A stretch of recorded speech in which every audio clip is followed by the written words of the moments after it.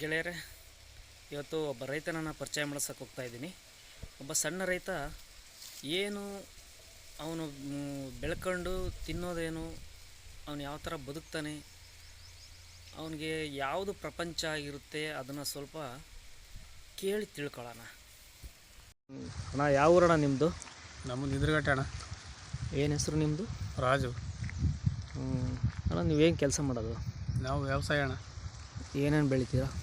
ರಾಗಿ, ಹತ್ತಿನೂ ಬೆಳಿತೀರಾ? ರಾಗಿ ಎಷ್ಟು ಹಾಕಿದ್ರಣ್ಣ ಈಗ? ನಾವು ಒಂದು 3 ಎಕರೆ ಹಾಕಿದ್ವಣ್ಣ. 3 ಎಕರೆ ಹಾಕಿದ್ರಾ? ಮತ್ತಿನ್ನೇನು ಬೆಳಿತೀರಾ? ಇನ್ನೇನಿಲ್ಲ ಅಣ್ಣ, ಸದ್ಯಕ್ಕೆ ಅಷ್ಟೇ. ಏನು ಅಡಿಕೆ ಅಡಿಕೆ ಗಿಡ ಇನ್ನು ಇವಾಗ ಇಕ್ಕಿದ್ವಣ್ಣ, ಇನ್ನೂ ಬರ್ಬೇಕಾದ್ರೆ ಇನ್ನೂ ಲೇಟ್ ಅಲ್ಲಣ್ಣ. ಎಷ್ಟು ಗಿಡ ಇಕ್ಕಿದ್ರಾ? ಒಂದು 400 ಇದಾವಣ್ಣ. 400 ಇದಾವ? ತೆಂಗಿನ ಮರ ಎಷ್ಟಿದಾವಣ್ಣ? ತೆಂಗಿನ ಮರ ಒಂದು 8 ಇದಾವೆ ಕಾರಣ ಇವಾಗ. ಹುಣಸೆ ಮರ? ಹುಣಸೆ ಮರ 4 ಇದಾವೆ. ಅಷ್ಟೇನಾ? ಮತ್ತೆ ಇನ್ನೇನು? ಅಷ್ಟೇ ಅಷ್ಟೇ ಅಷ್ಟೇ ಅಣ್ಣ. ನೀವು ಏನೋ ಒಂದು ಹೊಸ ಕಾಣ್ತಿದೆಯಲ್ಲ? ಹೊಸ ಐತಣ್ಣ ಒಂದು.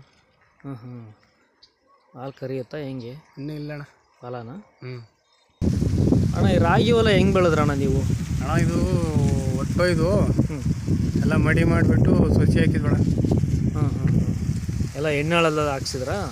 ಎಣ್ಣೆಳೆಲ್ಲ ಬಂದಿದ್ರಣ, ಹಾಕಿದ್ವಿ. ನೋಡಿ, ಸಿಂಪಲ್ ಆಗಿ.